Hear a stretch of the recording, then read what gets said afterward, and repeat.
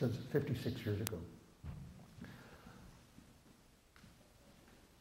That every single one of those 5,000 weapons on alert right now, facing each other, is a thermonuclear weapon.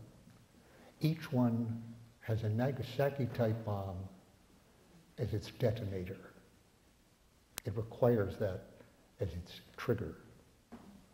I found, by the way, over the years that very few Americans have that awareness of what an H-bomb is and what the difference is between an H-bomb and an A-bomb.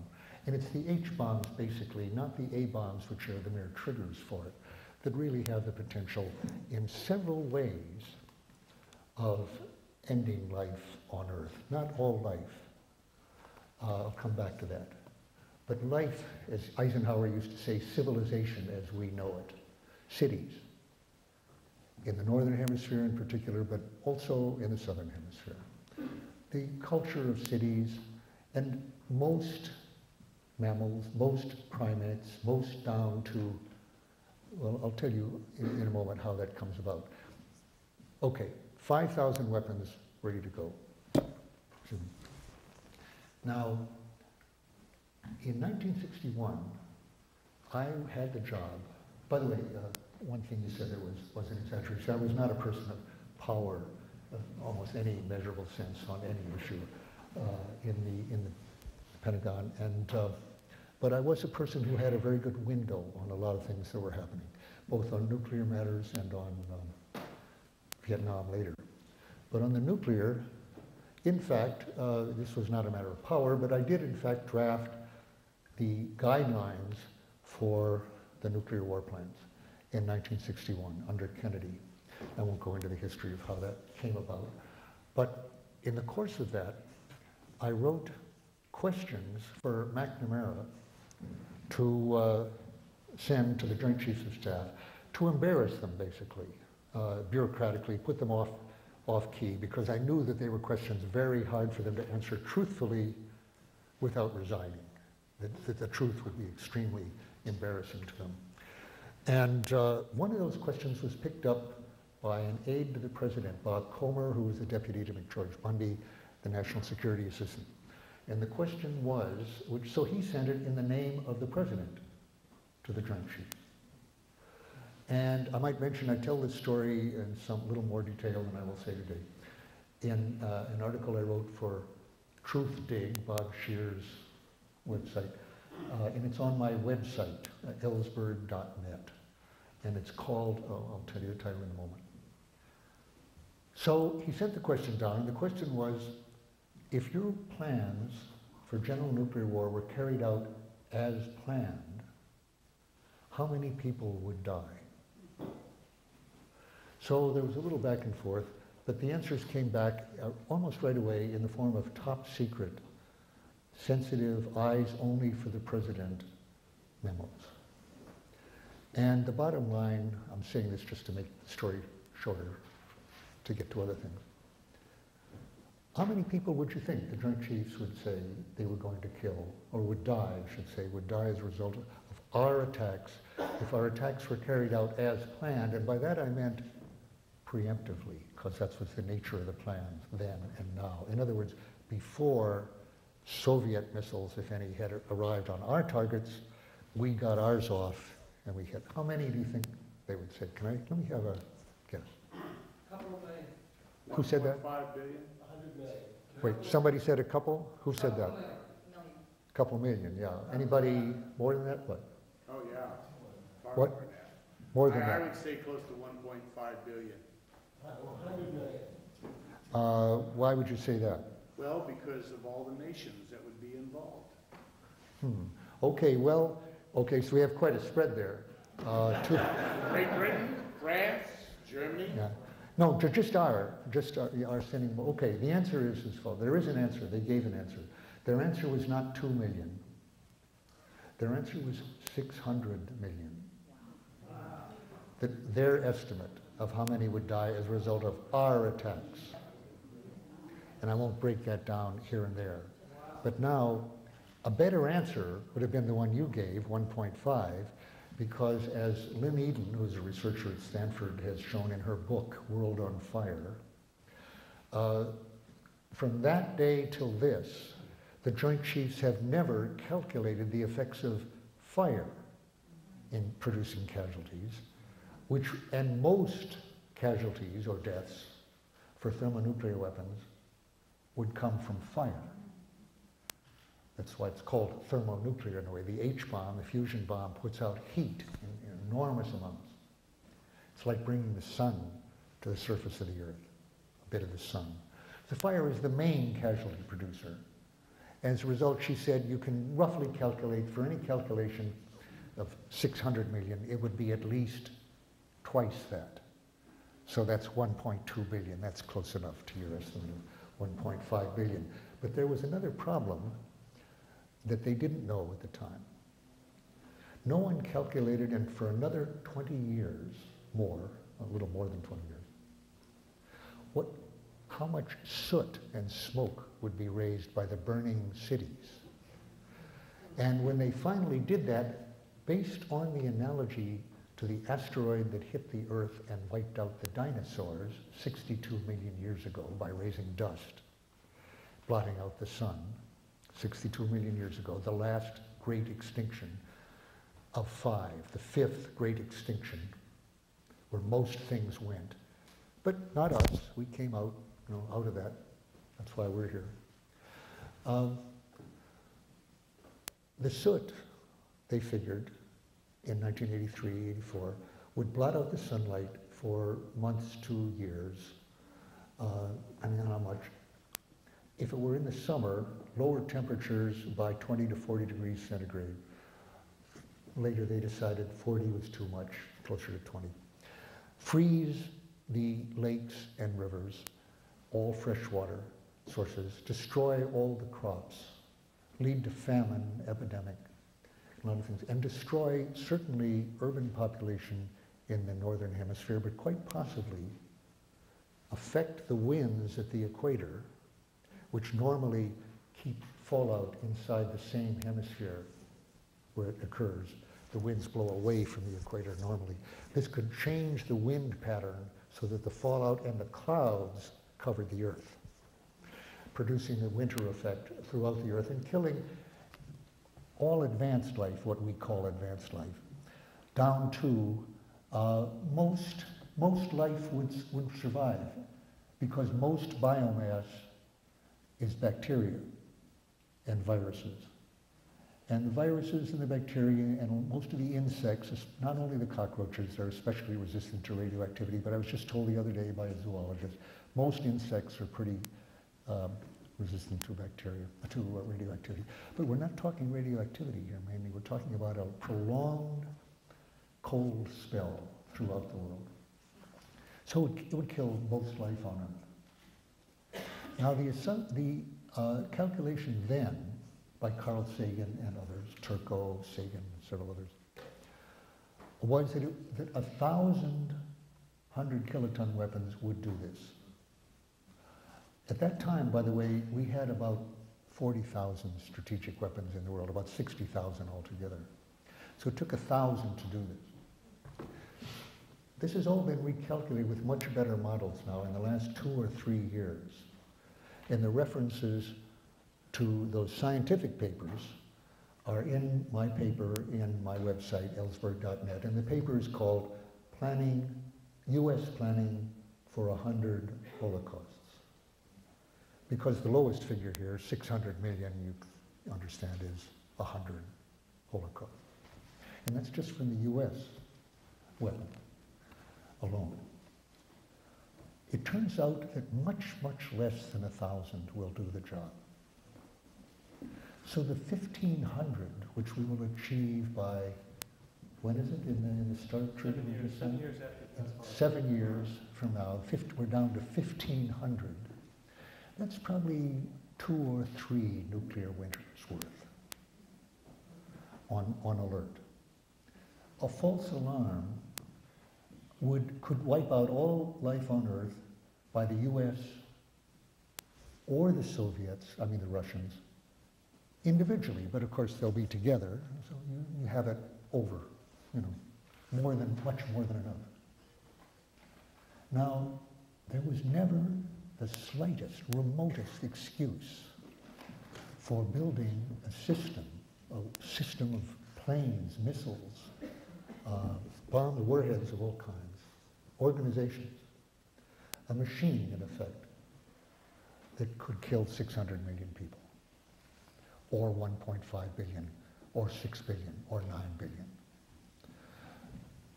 To call it words, really absolutely fail. If you say outrageous, inexcusable, what are we talking about? We're talking about the kinds of words we use for a serial murderer, let's say. Somebody wipes out a family.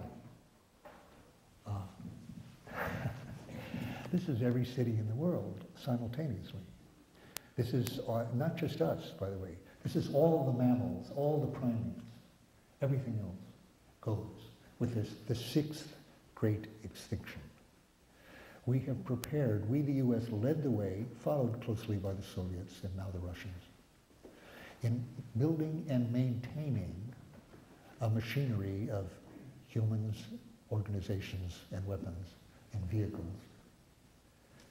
A doomsday machine, in effect, that can wipe out humanity and can do it as of now, in 10 minutes from now. Could happen tomorrow. You wouldn't read the headline. There wouldn't be any headlines. So how to describe this? There's irresponsibility, recklessness, ruthlessness of a kind that's never been dreamt of in the world. I mean, Genghis Khan, Tamerlane, others built mountains of skulls, but it wasn't their ambition to kill everybody in the world. And it wasn't our ambition either. Just several hundred million Russians, and unfortunately Finland, Austria, Afghanistan, by the way, who happen to be near Russia, would go as collateral damage, and Western Europe, 100 million dead from the fallout, not counting nuclear winter, the fallout in Western Europe, along with 100 million in Eastern Europe, the captive nations. That's how you get up to the 600 million. This was conscious. That wasn't inadvertent. The inadvertent part was the nuclear winter, which they hadn't considered. So they discovered that in 1983. According to Ted Postal, who had clearance for these plans, as I did at the time, he had it later. And he informed me that he had looked into the question of how the plans had been modified after the discovery of nuclear winter. Not at all. Not at all. Not the changing of any of the targets, any of the systems, anything else. This is under Obama right now. Now, that doesn't make him different from any of his predecessors. And it doesn't make him, my hope, by the way, was that Gorbachev would have changed this and led the world in changing it if he'd stayed in power. And he was on the route to doing it. But he's the only major power, I think, who had the intention and the will to make the kind of changes that are needed here. So we're talking now about what the Israelis like to call an existential threat. This is an existential threat for the species, not for one country. And as I say, we have led the way at every step of the way, and the Russians have followed closely. There are only two countries now that can do this. If testing resumes, which is the program of the Republican Party, if testing resumes, the French will acquire multiple independent reentry vehicles, which they don't have yet, as will the Chinese. So the French will acquire a nuclear winter capability very quickly, within a few years, followed by the Chinese, probably. So then there'll be 4 nuclear winter coming. That'll be the real new test of superpower status. I mean, only 2 can do it now. But there will be 3, 4. All it takes is a little more testing. So it doesn't matter whether the testing is resumed or not. The peace movement did achieve one great thing. It did lead, after 30 years, to a test moratorium so far, which, as I say, there are strong interests in this country that would like to see that overturned. Can we even get it ratified in the Senate under Obama? Very problematic. It's probably the only worthwhile thing mentioned in this new nuclear policy review. It's a difference from the Republicans. McCain in power would not even be talking about a comprehensive test ban. And he would not submit it. He's not for it. Obama talks about it like a public option. We'll see how hard he fights for it. I don't expect much. He's not going to use his capital up on getting ratification through the Senate of a comprehensive test ban. I do not believe we'll have one 4 years from now or 8 years from now, but it's worth trying. Yeah, it's worth working on. But it is not worth waiting for Obama to lead the way on this. If it happens, it will be because we, in this room, and people like us, and people in the rest of the world and country, demand it of him. Just the other night I was at a meeting where people said we must support Obama. I said, I'm not sure that's the right word. Does the JCS, the Joint Chiefs of Staff, support Obama on his program on the crystal? We need to twist his arm the way the Joint Chiefs do, is what he needs. He needs kick in the ass, he needs arm twisting, he needs pressure from us. He doesn't need telling what he ought to do. He knows what he ought to do. He's heard that. What he needs to tell him is that we demand it, and what we will do. Now, what is that? What should we do? That's hard to say at this point, what it should be. I think we need to talk about it. Maybe in the question period we can hear about it. It'll take a lot of effort. And I'm not talking now just about a comprehensive test ban. Let me enlarge the scope here a little bit. It really is important, very important, to prevent Iran from getting nuclear weapons. Mainly because that will almost surely result in most other countries in the Middle East deciding it's time for them to get nuclear weapons too, after all. For whatever reason, the Israeli bomb, which might well have started an arms race in the Middle East and was never a responsible, well, let's put it this way, they weren't less responsible than anything we did, ever. They weren't less responsible than any of the nuclear states in getting a bomb. Nevertheless, there was a risk there. And I've never seen it mentioned, but it didn't occur, interestingly. And so that particular cost of the Israeli program has not occurred. Egypt bomb, Saudi bomb. But Iran would probably do it. So it's important that Iran not get it. Now, there are ways to achieve that and ways not to achieve it. Attacking Iran, which McCain has called for and which Obama is still threatening, if the sanctions that he's proposing don't work, and they won't, all options are on the table, and that includes nuclear weapons against their underground sites. Obama is using our nuclear weapons right now, just like his predecessors, using them.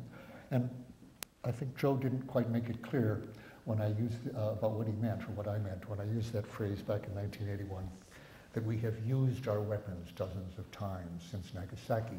What I meant was, and mean now, we did and do use them the way you use a gun when you point it at someone's head. You are using the gun whether or not you pull the trigger. And in fact, if you get your way without pulling the trigger, that's, for most people, the best use they could get of it. Most people don't really want to shoot people in the head, even if they're robbing a 7-Eleven. But they want to get their way by pointing the gun. And they couldn't do that if they didn't have the gun. And that's why they buy it. And that's why they have it. And that's why we have the nuclear weapons, mainly because we have threatened them in imminent crises, mostly secret from the American public, a couple of dozen times or more. We're always finding out new ones because of the secrecy surrounding it. Threatening nuclear weapons is almost as secret in the government as planning assassinations. And that happens a lot. And the threats happen a lot. So Obama's using it right now. When he says, when his review comes out rejecting no first use, he actually says in the document, which I've actually read on the way here in the plane, that the reason he can't go for no first use, that we will not ever initiate nuclear war, he can't promise that, is because there are occasions, and he names Iran and North Korea a number of times in the document, that is, his people do. There are occasions when we need nuclear deterrence, that is, first use threats, not threats of retaliation, threats of initiating, We need that kind of deterrence against certain situations as against conventional attacks or CBW, chemical biological warfare attacks. Now, where does the threat against Iran come in there? They haven't attacked anyone for several hundred years, and they're not threatening anybody now with an attack. Yes, they have chemical biological weapons, as do 30 or 40 other countries, including us. They haven't threatened anybody with them. And we can go into all the statements by Ahmadinejad and so forth. I repeat, we have not been threatened with attack, and nobody has been threatened with attack. And by the way, Israel has not been threatened with attack either by Iran. The chance that Iran will attack Israel with conventional weapons or nuclear is not zero. What is zero in the world? It's as close to zero as it could be. Israel is about as little threatened by an Iranian nuclear weapon as any other country in the world by any other nuclear weapons. If Iran wants to commit total national suicide, they do not need a nuclear weapon right now. Their chemical weapons are more than adequate for that. Send a bomber with some gas on it on Tel Aviv and see what they get on that if they want suicide. They're confronting a country which is the third largest nuclear power in the world, generally regarded as the fourth because there's a conventional estimate of 200 weapons, and the French have about 300, 200 in Israel. That's almost certainly wrong. Mordecai Vanunu reported in 1983 that the secret he unveiled was not that Israel had nuclear weapons when he took photographs at Dimona. Everyone in the world knew that. But that the program was much larger than anybody knew, including our CIA. It almost surely included hydrogen weapons. But it was a much larger facility, and what he was estimating then was 400 to 600 weapons in 1983. Nobody knows the exact figure. Our ally Israel, of course, doesn't share that with us or anybody else. But, and by the way, I'm not saying that they have less need for them or less right to have them than we do, or any other country. All I'm saying is that what we have here is the third largest nuclear power in the world, more than France, and that there's obvious propaganda reasons why that is impressed very much. What that means is that their danger that Iran will launch a nuclear attack against them, they can worry about it if they want, and they can have those fears, but they really could live without that fear actually pretty well. And they could say, well, gee, we could be wiped out, though, by a few weapons. Well, look, we've lived with the possibility that we could be wiped out as a country just as fast as Israel could ever be wiped out by anybody, just as fast, by weapons that are actually on alert right now in Russia. We live with that, do we not? Not happily. We could have done an awful lot to avert that, and have never done it. But I go back to the point. Attacking Russia would not have been the right way to avert that. And attacking Iran is not the right way to avert that. It would almost certainly have the effect of the attack on Ellsberg in 1981, which is that Saddam, who did not clearly have a nuclear weapons program at that time, the Ellsberg was not a weapons reactor, immediately went underground with his sights and came very close to having a nuclear weapon, which we had not detected. By the time of the Gulf War, Iran would do the same thing, kick out the IAEA inspectors immediately, go underground, have a crash program now that they knew why they needed one for sure. And why would they need one? They will have noticed that North Korea is not subject to those threats anymore. They were subject to those threats all the time, and not only by George W. Bush, but by Clinton, until they got a nuclear weapon. So does deterrence work? Yeah, it worked for the North Koreans so far. They're really not under much threat, because they have them. Iran is under threat right now from us and our ally because they don't have one. And they will have noticed that, especially if we attack them. So that's not a good way to do it. Is there a better way? Well, yes, I would say, first of all, in 2003, when there was a reformist government there, which is not in power now, partly because we rejected the following offer. they offered to give up their nuclear energy enrichment program and to call off all military support to Hamas and Hezbollah, to use all their influence, which is very great, to convert Hamas and Hezbollah into political parties, not with women, they couldn't guarantee that, but they are the main source of support at this point. If we promised not to attack them, not an entirely unreasonable proposal, not to go for regime change, to have normal trade relations with us, in effect. That was summarily dismissed by the George W. Bush program and has not been picked up by this administration, although to be sure, probably the same offer is not quite there. Years have gone by. They have built up, now invested in a big nuclear energy program, which undoubtedly will give them a dual capability, a capability of going to nuclear weapons should they choose. And though there's no evidence that they have so chosen yet, not having been attacked. But the offer of no attack, recognition of their trade, normal trade relations and so forth, would have prospects of at the very least capping their program and certainly of keeping IAEA inspectors and also getting the much tougher inspection that goes beyond the Non-Proliferation Treaty, which we had proposed and which they were cooperating with earlier until they were slapped in the face, remember, as the evil empire, as the axis of evil. Can we get more inspection in Iran? Yes, we could almost certainly get more inspection with Iran next month with the right offers. And that would make it impossible for them to go for a nuclear weapons program without announcing to the world months earlier, 6 months or 9 months earlier, that they were doing so by kicking out the inspectors. So that's worth doing? Yes. How about going further than that and really nailing down that they have no intention of getting them? I believe there is a way to approach that too, and not by attacking them, which would demonstrate to every country in the world that might someday be at odds with the US, that they really should have some nuclear weapons, like North Korea.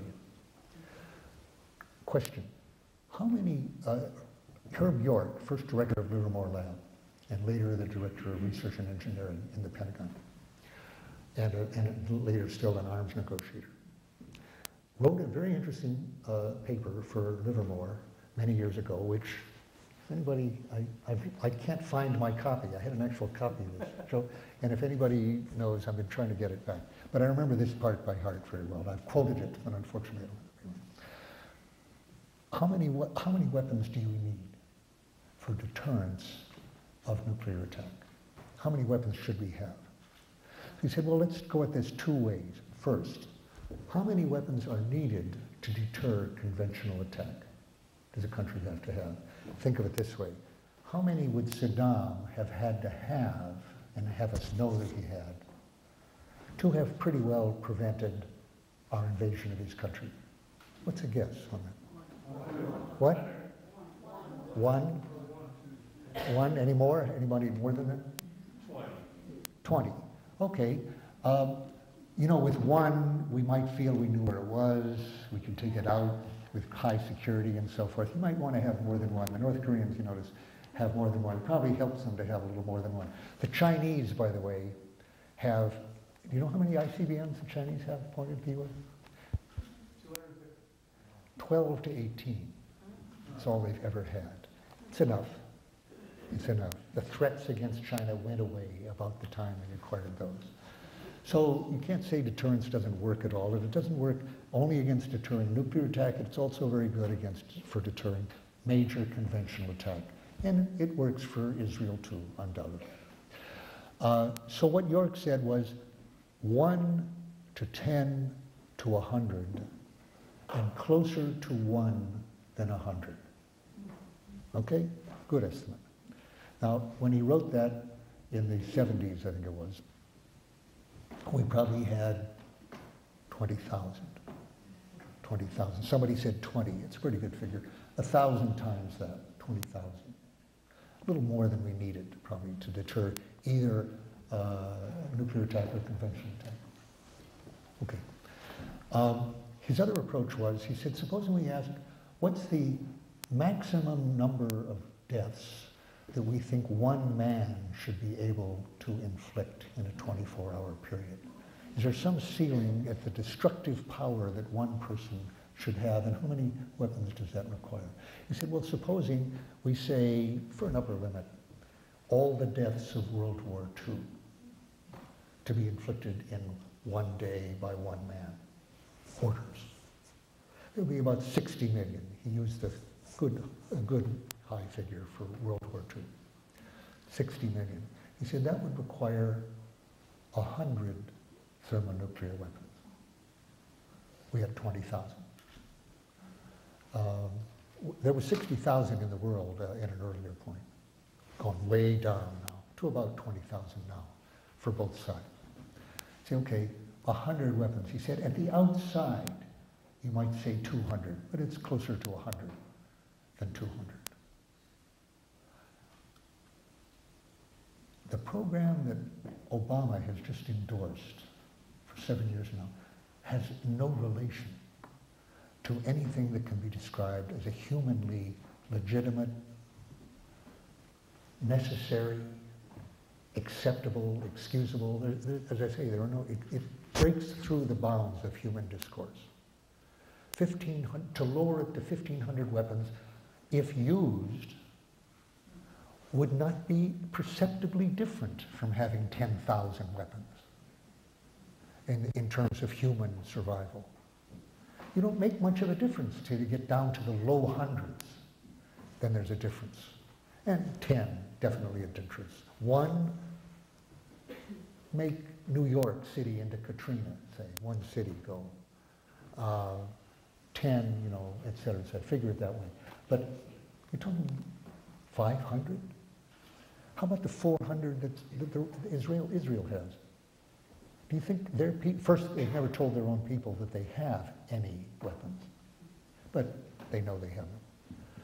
Have they ever seen an environmental impact statement of using a fraction of their arsenal? No, they haven't, because no one's seen it for the US, Russia, Britain, France, India, Pakistan. There's never been an official study or put out of what the effects would be using 10% of anybody's stockpile, or 1%. Be totally catastrophic. Let's not even think of, 1,500 weapons. If Obama feels he has to have 15, what the effect would be on the world? Well, the effect would be gone. We're gone. Human species is gone. That's what he's proposing. So this has no relation, in other words, to what should be discussed by humans or be a policy. But we're not talking about hypotheses here, and we're not even talking about climate warming over the next 30 or 40 years. We're talking about, or 100 years. We're talking about what could happen tomorrow. Or, one last thought, there has been a study just 2 years ago, it's in that reference I gave you, of my thing, of what would happen with a war between two countries that used either 50 each Hiroshima weapons, 50 triggers to thermonuclear weapons, 50 little A-bomb, fission bombs, and so forth, which is what India and Pakistan each have more than right now. So an India-Pakistan war could easily involve these 100 weapons, and the effects were that the ozone effects of this, not calculated earlier. By the way, what wasn't calculated was that the soot would result, which they hadn't calculated earlier, would result in effects on the ozone layer much greater and much longer than anyone had ever figured, so that there would be an enormous global hole in the ozone layer protecting us from ultraviolet radiation, exposing the plankton, on which the oxygen comes from, another thing, to destruction globally. So an India-Pakistan war that could happen next week, it's been close to several times, would affect every nation on earth. And which of them has pointed that out to India or Pakistan? Well, how can they put any pressure, how can anybody put any pressure on India, Pakistan, or Israel? Well, the US leads the way in threatening these weapons, in maintaining thousands of weapons, and saying we cannot afford to move away from first-use threats, or all these things. This problem of the human species cannot be addressed, proliferation cannot be addressed, unless the U.S. either leads or follows, and who are they going to follow now that Gorbachev is gone, leads or follows away from its current posture, Obama's posture, which Obama has not affected to the slightest degree by what he just signed the other day. Not slightest. It can't be noticed even in any significant fashion. So unless we change that, it's impossible to think of stopping other countries from getting these weapons. If that happens, the chance of a terrorist weapon, which is a serious problem, unlike the Iranian problem is serious enough. But they're not going to they're going to point them maybe, but they're not going to launch them, except by accident, the way we might. Terrorist weapon, different matter. And there's nothing like, nothing could be better for the terrorists who want these weapons than for many, many more countries to be getting them, which is the path we're on, led by the United States, for all its lip service to thinking otherwise. So this has got to change. If we really change the terrorist bomb problem, which is a truly serious problem, as is the problem of proliferation and the problem of accidental launch, false alarm launch, which is a real problem, which stands right now. So in short, I'll finish up, going to Q&A, I'll say it's up to us. After the last 12 months, we have no excuse, really. After what we read in the paper yesterday about his program actually is, there's no excuse for saying, I can think about other things because Obama will take care of this problem. He is not going to take care of this problem for whatever reason. Whatever is keeping him from doing any of the things that need doing, I see no reason to think that will change unless we change the environment in which he acts, the political environment. So there are other things to do in the world for you. There are other things that you may feel you know more about, or you can have more influence on. I'm not saying that everybody has to turn to this problem full-time or even part-time, but it's worth everybody considering it, to looking at how you should be using your lives, and your children and grandchildren should be using their lives right now, something they should be considering as on the climate change problem is this problem, which is with us in the same urgency and the same stark terribleness as it has been for the last 40 years.